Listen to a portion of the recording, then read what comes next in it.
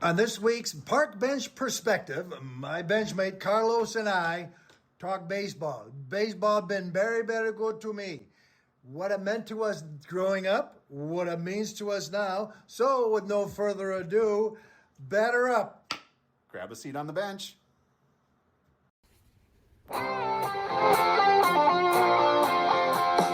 Watching all the world go by now underneath the hazy sky now. Got my ticket for the long ride.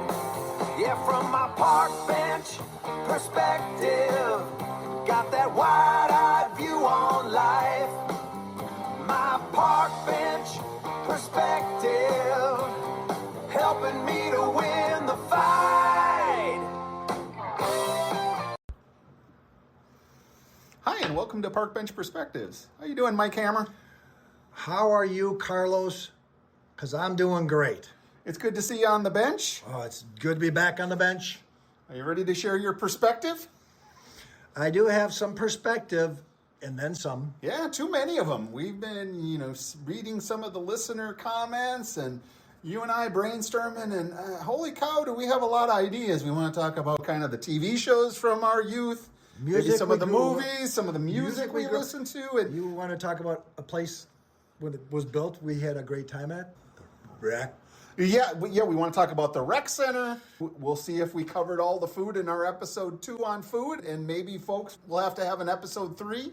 We want to do stuff about our teachers we had. I know we talked a little bit about our elementary school teachers, but we want to talk about some additional teachers. More about the expanding world. And more about as our world we expanded, as we got older. So but today? Today, we're not talking about any of that.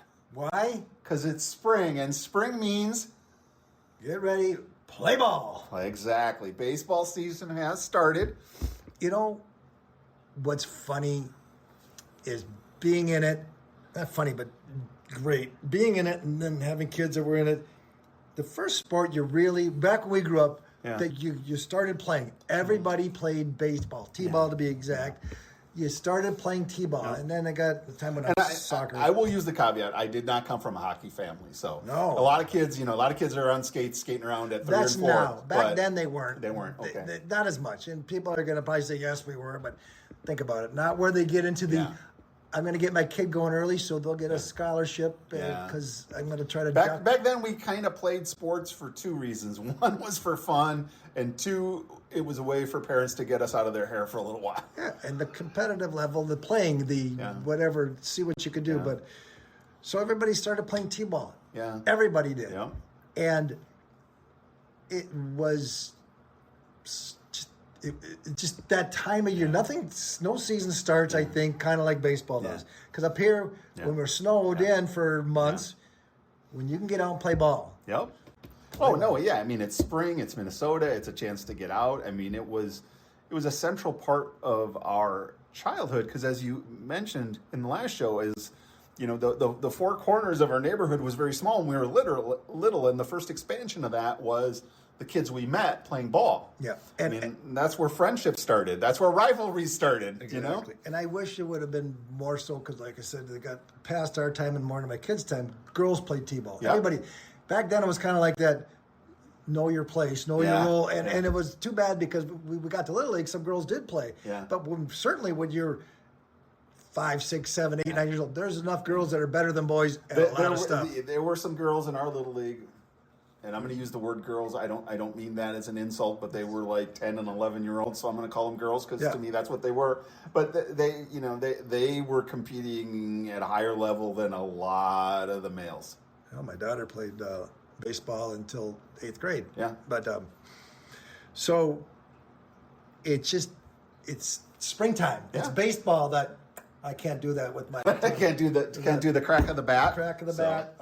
And I have broken my 3-year boycott of the Twins. I actually bought the Twins package for $99 because I thought to myself, I love baseball. Yeah. And not to be a buzzkill, but there likely will be no baseball in 2027. The collective bargaining agreement ends December 1st, so enjoy the season. It may be the best and the last professional baseball we get for a long time. Yeah, and it's funny because I don't know if probably people have watched the Ted Lasso show, but there's an episode where they talk about Rebecca's thinking of the owner of the team in the show. She's thinking about selling it. And then all of a sudden these blue-collar workers, this is their world. This is what they get into, they live for. So people are like, if you want to be a Minnesota fan, just brace yourself for heartbreak. Yeah. And that mountaintop for us is always moving. It's a moving target because we never get to it except way back when most. And I will still push, even though Twins baseball is back in my life. I will still push for folks to support their community teams, town teams. We'll do an episode because I don't think people realize that Minnesota's town team tradition is greater than just about any state, with the possible exception of California. But think about that. Yeah. Minnesota is neck and neck with California. I mean, it's a great history, and never having played town ball, there's a lot to talk about. So I think we're going to do a future episode on that. Maybe get on some of our old friends that have played town ball well into their 50s. Craig Brycari's played forever. Pat Nelson went back and played. There's I can't remember who did the story. One of the news stations had the reporter that whatever, and they followed town ball around. And I played a lot of town ball. Yeah. So a lot of these fields they were going to was memories, good memories. But well, and maybe we'll make the show about town ball because I'm fascinated by it. Because I remember when Bud Grant died, people talk about how great an athlete he was. And everybody knows he played professional football. He also played professional basketball. He could have played professional basketball. Well, yeah, he played for the Lakers. But he also was paid. Town teams would pay him money to come play. $100 for the weekend to pitch. One game to pitch. That's how good he was. A lot of it in western Wisconsin, but Superior, Duluth, Hayward, Eau Claire, they'd hire him. You know why? Because these towns, the games matter. They matter big time. These old towns, they had stadiums that would hold 3,000, 4,000, 5,000. Yeah. And we'd go there, and there would be that, and I'd be 18, 19, 20 going, wow. I mean, the first, it was fun. But let's just start with the Twins because there's that, we talk about in the fall, we're drinking the purple Kool-Aid. Yep. So we're drinking the Polad potion, the hopes that, let's see what our boys can do. Let's see what our 9 can do. Yeah. Throw them out there. Ernie Banks, it's a good day for 2. Remember doubleheaders? They were great. Absolutely. But you never know what could happen, who could get out. Well, the Astros of 5-6 years ago. Yeah. Bunch of young guys. Yeah. We have a bunch of young guys, but they're failing to get out of the starting game. I love baseball, and Pam is the one that noticed it because in my life, up until 2 or 3 years ago, having a baseball game on the radio or in the background was the soundtrack of my life. I mean, always. I admit, I'd be doing other things, but the baseball game was always there, and I learned that from my dad. We'd be in the yard working as a kid, or on a car, and they would always have CCO on the radio with Twins game. Herb Carneal, Halsey Hall, then Dick Bremer, and then now it's Dan Gladden, and I'm missing a bunch of them that were, you knew that voice, and you knew. Especially during the day, if I was working outside or doing something, you knew you had 3 hours covered. And for the bulk of our lives, certainly through our childhood, the Twins were terrible. They were a terrible team. They were awful. Larry Heisel. Lyman Bostock. Lyman Bostock, R&P.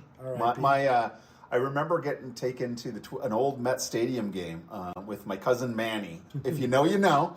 And Manny took me into the depths of the old Met Stadium and said, here's where the players come out after the game. I'll see you later. And then he went and found a bar in Met Stadium that existed. And I just stood out there. And I remember Lyman Bostock. That's funny. I was like 6'7", stepping outside. And he's carrying like a bag with bats in it. And they go, Lyman, you're switching to the black bat now? And he goes, yeah.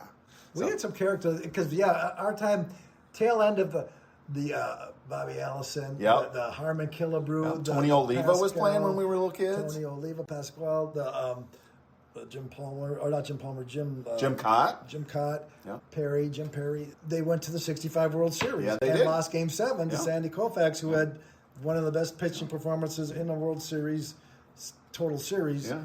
And they were good. They were good up until like the 69, 70. Yeah. They Billy Martin as a manager, and when they got rid of Harmon Killebrew, that kind of seemed that, and that's what we started to. All right, I want a total diversion here because I never in my life in a game stole home or watched anyone steal home where it wasn't a screwed up suicide squeeze or a pass ball or a wild pitch? Did you ever see anyone steal home in a game you were in? I referenced him earlier. Craig Brykrights would steal bases like I don't. Coach should be like, oh, what do you? God, you can do. I Okay, don't know good job. why you do it, and you're safe every time. You just make it happen. And I remember watching him do it. Just like he just read things. You're like, this is totally not a good idea. Yeah. And they threw the ball away because a lot of it was shock. And the team wasn't prepared for it, so they throw the ball away, and you're safe. I mean, to me, it's the most exciting play in all of baseball, and few people have ever seen it. And I think back, what brought it to my attention, or my mind just now, was talking about those Billy Martin era Twins, and I think it was 69. It might have been 67, but I think it was 69. Rod Carew stole home plate 7 times in one season. That just blows my mind. Billy Ball. Like, I can't remember ever seeing it live in a game, and the guy did it 7 times in one season. Wasn't fleet of foot. He wasn't he wasn't slow. But he was not quick, but he was sneaky. fast. He was sneaky. I always thought that when he ran, he looked like a gazelle. It was like he was gliding. Yep. Yeah. Rod Carew was the epitome of get on base, hit the ball where they ain't. Didn't hit a lot of home runs, but he could. He was a big. And listen. I've done the reading. I've seen the math. I don't care. To me, you manufacture runs. You don't wait for the 3-run homer. I miss small ball. That's the kind of baseball my dad coached. You know, is bunting and running and stealing and hit and run. To me, manufacturing a run is the best kind of baseball, and I know that is old style, but that to me is the best baseball. But it's coming back because a lot of them are talking about. I was just listening to a radio show last night, and the guy's like doubles and triples. And yes, home runs are that. Yeah. That's the beat your chest kind of like because when you watch, especially when someone tags it and they should have a stewardess on that ball. You're like, that's impressive. I just watched an old Bryce Harper in a home run hitting contest when he was 16 at I think it was Detroit Stadium, 502 feet, farthest ball ever still hit there. But that's that one moment, and they say in all sports, players that have played all the different sports say, nothing really topped that moment. Mm-hmm. You connect, and you know it's out, and you're just like, wow, and you're trying to run. But doubles, triples, all that fun stuff where so much is happening. Stealing a base.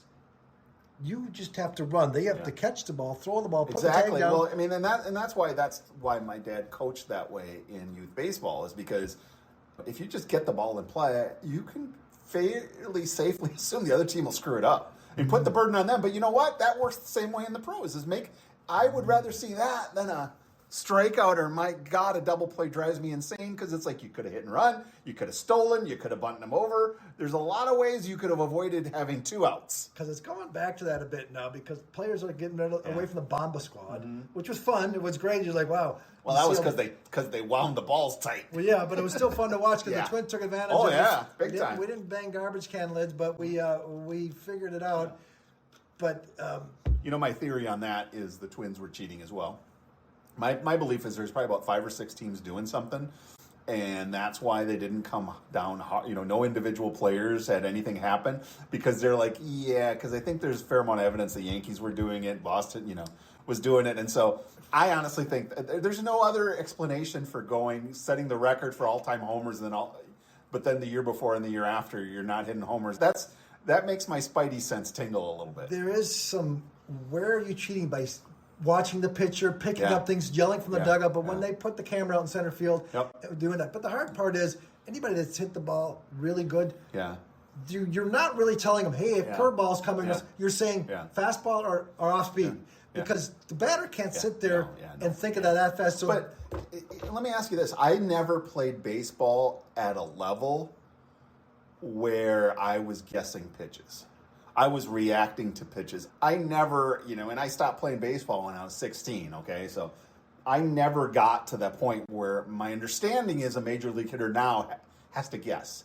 They can't physically prepare for a 100-mile-per-hour fastball and a curveball. They got to pick one and hope that's what they get. Play out the scenario. Yeah. Where is this guy going to pitch me? It's a cat and mouse game.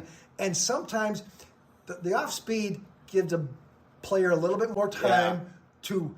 You see some of those players, Mike Trout could do it, some of them really strong, they can all of a sudden hold the bat up or followed off a bit because it came a little bit slower in. They had a little bit of time to react. Yeah. But that's hard to do because you're trying to pick up. Yeah. That's a very, very, very rare human beings who have that ability. Like I remember reading that Ted Williams had 20/10 vision. Yeah. Maybe Ted Williams could react to seeing the ball if it was spinning Yeah. with the laces on Yeah. top Yeah. or the laces, coming the other way Yeah. where you get a rising fastball or a sinking. They're guessing to a certain extent, but they know. And then sometimes you'll see a batter up there if you're not a big baseball, and it's almost right down center cut, and the player doesn't swing. Yeah. The It's like that. They weren't looking for that. They were like locked up going. Yeah. I didn't expect that. Yeah. And you go, and people are like, well, why would you swing? Yeah. Well, you go in there and you figure Well, I always loved if you got 100 at bats against Randy Johnson in his prime, how many hits did you get? 0. Yeah. 0. I mean, I'm sorry, but these guys were like going, I could beat up a bear. No, you couldn't. Stop it.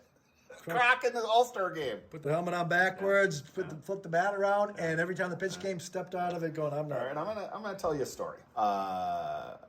Babe Ruth baseball had, when we went over there from Little League, had a 13-year-old team, and I was on that, and then some of us were on a regular team. And I was drafted on a regular team, but no one ever told me. So it's like the first day I'm standing there, and some young guy, and I can't remember his name, says, "Are you Carlos? Here's the uniform." Hoagland was our team. He starts me in center field, and my dad can't stop laughing. He said, my dad literally said, they better give him a helmet because he's going to hurt himself. Okay? So I am in the lineup. I had never in my life seen a curveball. Never. Yeah. And so I get up, and I remember Andy Townsend was on our team too, on my team. And because I remember he got a hit and I didn't. And Dale Yonke is pitching, which, I don't know, when I'm 13, he seemed like he was the hugest human being I'd ever seen in myself. And I hear from the opposing dugout, give him the bender. And so he throws a curveball, and I jump about 15 feet out of the box because I think it's going to hit me. Yeah. And then he throws me another curveball, and I jump 15 feet out of the box. And I think, hang in there. And then the third one, I think I just barely flailed. But that was my first experience with a curveball, and it did not go well. The hard part is, in practice, if you get the Juggs doing it, that's one thing about off speed. Yeah. It's hard to let batters see it, especially at that level, because A, you're not really supposed to be throwing a lot of curveballs, ruin your arm, whatever. But B, you don't have a lot of pitchers that can throw it over the plate, so you can't take batting practice against it. Yep. And Well, that's you talk about the Juggs. It's like when I didn't hit off a pitching machine until after I stopped playing baseball. Well, we had the Juggs there. I remember they would do that for outfield when we were doing the tryouts to pick the teams. And they would, do you remember that? Little League or Babe Ruth? Are you sure? It was Babe. Oh, I remember because Babe Ruth. Yeah. And if you threw the Juggs are two wheels spinning. You put the ball in and it shoots it out. Yeah. And if you want more, on today's episode, Mike Hammer talks about Juggs. Juggs. Sorry. So, but if you did the wheels spinning at the same speed, you'd throw knuckleballs. Yeah. So you had to have one a little bit faster than the other. So I'd throw a little bit of a curve or of one way or another. And throwing it to outfielders instead of trying to get it, I don't know, maybe that year or a couple of years we didn't have any dads that could hit the fungo. Your dad could hit the fungo great. But after a while when you're doing I feel, first of all, for non-baseball fans, a fungo bat is a thin baseball bat that is used to hit mainly fly balls to outfielders in practice, but also you can use it to hit infield grounders. And that's one of the things when I cleaned out my parents' house, I kind of wish I'd held on to that. But. Funny. So we're doing it in the outfield. Everybody takes their turn and see where they catch outfield balls. And I felt bad. Dave Schmidt was out there. And the ball, a little bit of a curve. Yeah. And you're trying out, so you're a little bit nervous. Yeah. And that curve just enough missed his glove right in the cheek. Oh, he looked like it was a big shiner. But the pitching machines back then weren't as good as they are now. They couldn't do it, but it was hard to see a curveball because, and I pitched, so I knew this guy, the knees are going to buckle. I'm starting it at their shoulder.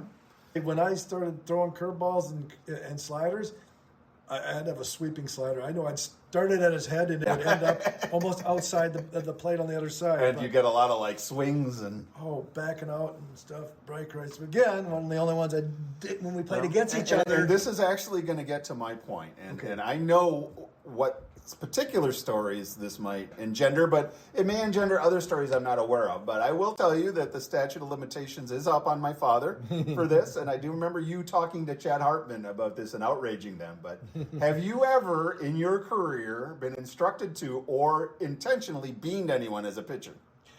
One time. One time. And when was that time, Mike Hammer? That was our last year of Little League. And Park National Little Park League. National, Right there, we were on Rudolph's. Yeah, okay, Rudolph's barbecue. Those pesky barbecue eating players. And we were up against Lions. The Lions Club, okay. And Craig was the best player in our best grade. athlete, I think, that that grew up in our neighborhood is Craig Brightcrates. And the best baseball player in our grade, and good at that age too. And he's leading off, and I'm like, well, he's not a leadoff hitter. But for some reason, Kent Wilson said, you're leading off. And so he's good friends, so he crowded the plate. I mean, like right on the plate, and I'm like, you don't have much to work with here, and you're still... So twice, once he got a hit, and once I walked him. Yeah. And the third time up, and your dad comes out to the mounds. And my dad was your coach. Pretty much you throughout your... Throughout my year. Carlos Sr. was my coach, and he looked at me, he goes, Michael, throw the ball over the goddamn plate. And I'm like, I can't. He's crowding it. And he won't get off. He's right on the plate. I don't know what to do. Bean the son of a bitch. Hit him. Throw inside. Well, he basically don't said, walk him, hit him. He basically said, throw inside, and if you hit him, that's going to be okay. And I hit him in the thigh, and years later I told him that I was kind of given the green light to throw it there, and if it hits you, but I tried to hit a bigger part of the body that wasn't going to hurt. And, but it's an awful burden to put on an 11 or 12-year-old. Hey, this kid who's your buddy, bean him. Me and Craig had a lot of baseball years together. It was fun. That's for another story. I remember that I was driving home from work, and I'm listening to K-Fan, and I think it was when it was Chad Hartman and Barrero, and you're like talking about, oh yeah, my Little League coach told me to bean a guy once, and I'm like, oh shit. Don't say his name. No, well, it was funny. Baseball covers so many generations. I remember, the WCCO 100,000 watt radio, and they didn't have to tone it down at night, whatever they call it, break it down to like 50,000 watts. Yeah. They could. Yeah. So they got. You could hear Kansas. WCCO in Kansas. It's the Dakotas. So they had a lot of little old ladies that would listen to it, and I remember listening to it. And then afterwards, when Dark Star would come on, that was even icing on the cake. But it's my take on baseball is just, I'll do it real quick. Baseball is played in the park, football in the stadium. There's a comedic bit, but 162 games. Yeah. People say it's too many. Well, you don't have to listen to it. And if you don't like it, just let it be. Yeah. Football, you spend more time breaking down the game, the draft, all the OTAs. There's an awful lot of foreplay. Football. Oh, God. And if you're a Packer fan, I think that the pregame started at 7:30 a.m. And then there's one game a week, and if it's not a great performance, it's baseball is kind of like, this one wasn't great. Well, or you who were a closer in college, it's like going, if you give up a home run, guess what? Next day they're handing you the ball. They're doing it again. And you gotta get it out of your brain. That was fun. But to me, baseball is like a book. Yeah. There's 162 chapters, Yep. and that's why old people, I would say older ladies listen to it, grandmas would listen to it all the time, young people, because if today's chapter wasn't that good, tune in tomorrow. But in football, and even hockey and basketball, you have a couple days to stew about it and break it down. I think this still holds up, the math on this, but 162 games. You're going to win 54, you're going to lose 54. What happens in the other 54 is what matters. Yeah. It's long, and it's like, it's like sweeps and things like that just don't, it's awfully hard. I don't, once again, I'm not a gambler, but those that are gambling on baseball, I'm like, are you crazy? It's like going, I bet on the pitchers. I'm like, really? Because Paul Skeens started on opening day, and he's the greatest pitcher in the last decade, and he got shelled in the first inning. Yeah. You give him kudos last decade. There's been some good, but the last 3 years, yes, I would say. Yeah, I mean, well, I mean, a guy goes from college to pitching in the World, or not the World Series, but pitching in the pros, and then being elite for his first 3 years. Yeah, it's amazing. But yeah, I oversold him a little bit. The Mark Pryor, what he's supposed to be, but our trouble. Baseball, sports, people out there talking on the radio shows, the wonks.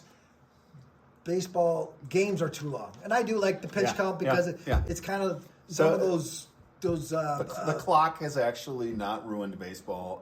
I'm willing to say that. Who was CC Sabathia used to milk the clock, oh and my you're like God. going, "Well, who do the big Twins have as a pitcher?" Well, Knobloch, because he grew up watching a guy in Texas called Mike Hargrove, whose nickname was the human rain delay. Yeah. After every pitch, he would step out of the box, readjust his 2 gloves, readjust his jersey, and it'd be like 2 minutes. It'd be like 2 minutes each. That just because you can't have a bunch of people doing that. Or what is the worst? The absolute worst when you're a fielder in the field. Being out there forever. Is a pitcher that can't find the strike zone. Yeah. It's just because you're just standing there. In the stands, and the other fans are counting. Yep. Another ball 5, ball 6, ball. But part of it is, if the game's too long for you, you can leave. Yeah. It's okay. No one's making you stay there. It's not and like to me, it's like when most games are like that for me during the season, unless it's, hey, Mike Trout's in town, or hey, I get to see this pitcher, I haven't seen him pitch. But otherwise, it's just a soundtrack to life. It's in the background. I'm doing other things, Enjoy it. Unless I have to be I don't leave games early. Yeah. It's like going to a movie and leaving with 10 minutes. I'm going to beat the crowd out of here. I'm going to beat traffic. And having attended games with Mike Hammer, there's also the game within the game, which is how much can we upgrade our seats in 9 innings? And, and he will test as to how aggressive the people are at Target Field. Now, I got to tell you, later in the season, they become a lot less concerned about it. Sometimes we're sitting right behind center, the home plate, 5 rows up. But my kids would hate it because we would go and we started. and part of it was, it's not that I didn't want to buy different tickets. You're like, it's the game within the game. Game within the game. And I enjoyed watching the game from different perspective because Target Field's great. You can just walk the corridor. Yes, you can. And stop and see the game at various spots. It's awesome. But it's funny because sometimes you're sitting there going, I've been standing I'd like to sit right there. And they're like, well, you can't. Yeah. Well, it's empty. I mean, it could. Can't I? I mean, I could. Physically, I could sit. Well, you know what's going to... Really? Because me being here, not being here, isn't going to change the Pollad ledger. Yeah. It's just like, I understand when the Twins are doing good, the seats are filled. You want to sit close. It's almost like a Chipotle. It's almost like going, why are you fighting me over half a spoonful of rice? You know what? We're both getting screwed by the man. You know what I'm saying? It's like, are they really going to get in trouble? Are you really going to get in trouble if you let Hammer and I sit down in these nice seats? Yeah, exactly. And we're just watching the game, and we're actually watching the game. It's not a social. It's a social event, but we're intrigued about the game and the cat and mouse and all the intricacies of the game.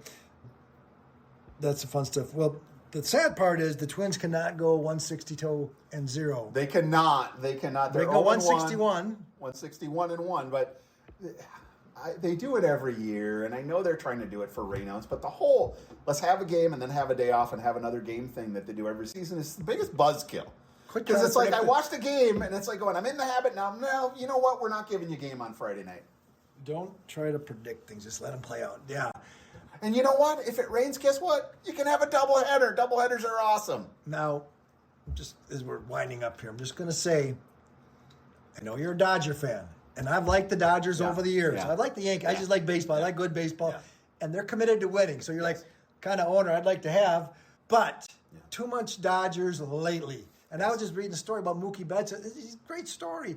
And Freddie Freeman's a great story. And Shohei Ohtani, but it's not fun. And Shohei, you're like, you are so talented, but I like Babe Ruth. I mean, here's the thing is that baseball is in danger of becoming the Harlem Globetrotters, where everybody's local team, the Yankees, the Red Sox, the Dodgers, the Cubs, those are all real teams, and the rest of us are the Washington Generals, that people just come to see them and see our team lose. That is not sustainable. And the Washington Generals have a St. Louis Park tie-in.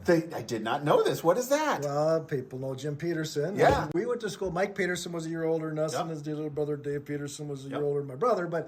So Jim Peterson, big, huge Timberwolves play analyst, and played for the Gophers. He was just like one of the first athlete you could see going, he lives here. He's Yeah. cool. Mike Olson, the pitcher, was that way too for me. But his dad played for the Generals. I did not know that. And this story might be wrong and right. Mike might get a hold of me or Jim or whatever. But the rumor, the story I know goes that they were playing in Minneapolis and it was, or they were playing somewhere. It was Jim's dad's birthday, and they kind of asked the Gophers or the Globetrotters to not crush them, and they did. The next game, supposedly the backups went out and put a beating down on the Globetrotters and beat them. There are. I used to be a huge Harlem Globetrotters. I just was way into them when I was like 6, 7, 8 years old. I was on the bench for them, and we'll tell another story. On the bench, got a hot dog for Curly Neal. But go ahead. Did not. I did too. You know, Mike Hammer, it's almost like you've lived like 10 lives. Because you have so many stories that I have not heard. It's amazing. I got to hear about how you handed Curly. That's more important to me to know this. So my dad was into beat baseball. Yes. Baseball for the blind. Baseball, softball, kickball, whatever. And he was doing a... So no, hold on. The thing is like people don't know what that is. So correct me if I'm wrong. They tried to design a softball game that blind people could play. And so the ball would emit sound. Yep. And then the bases would emit sound, and it was known as beep baseball. Beep baseball, and there was third base and first base, and that's all you do is get to that base. And I knew that was a run. So you'd have to hear which base goes off. Yeah. Now I've known all along that your dad was big on beep baseball. How did your dad get into that? Do you know? A friend of his at work introduced him to John Ross, and he was in the Masons and stuff. Okay. Somehow it just correlated together. And he invented a base out of those. Now they do look like those swimming pool noodles, the foam, but they were square. They were like rectangular square, and he made bases with sound. So when the players hit it, they didn't hurt themselves because they would run through it like. Oh yeah. Well, I mean, because they're trying to compete as athletes, right? But I honestly can't imagine.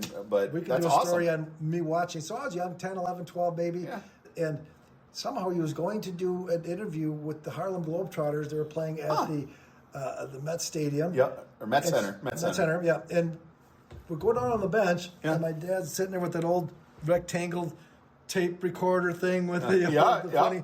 If you know, talk about those old tape. The old cassette tape players. Cassette tape players where you can record. Portable. And Curly Neal's sitting there, and he's going to talk to me. He goes, "Hey, kid," gives me $5. Go get me a hot dog. And I'm like, oh, wow. So I'm up there, This is for Curly Neal. I'm getting him a hot dog, bring it down. And I'm like, oh, here's your change. Well, keep it. And it was one of those Joe Green moments. Oh, yeah.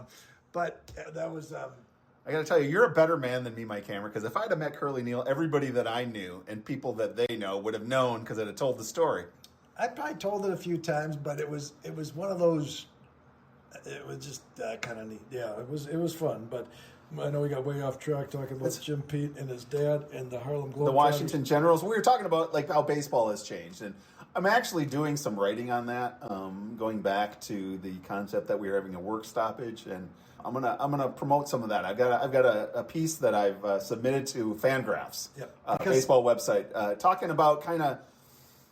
Baseball's got to do something. They're really in danger. And I know that when free agency began, everybody's like, well, you see smaller teams win. I'm like, yeah, but it's accelerated now. I mean, you got the Dodgers who spent $750 million in deferred contracts. I do not think over the last decade the Twins have spent $750 million and they did it in one offseason. Yeah. That's not sustainable. The hard part is they say, well, the New Yorks, the Boston, the Philadelphias, the Dodgers don't always, but they're always in the top 5. Yeah. So let's just say they put themselves in a chance. One team that impressed me, the St. Louis Cardinals, they always have a mid-range payroll, and they just have good baseball people. They're always in the conversation in September. They have a solid farm system, good player development. Lines. Exactly. They put the money in there. But the Brewers... Good story. They have a low payroll. They did good. Who was the Tampa Bay Rays have done it with a low payroll. Yeah. But they've done it. They've stayed competitive. But how many World Series championships? Yeah, exactly. You got to go back to Kansas City in like 2016, and that's the last time. And they've been terrible since. This is not the Rays. I don't think. Or did they just get there? They just got there. I don't think they've won one. I really don't. Miami did, but they had a big payroll, and then they cut it. They basically, it was like a one and done kind of a thing. That was one of the biggest sell-offs in baseball history. Yeah. So, anyways, baseball's got a problem, but I'm happy it's back. And you and I have been all over the place talking about something that nobody asked us to talk about, but I still had fun.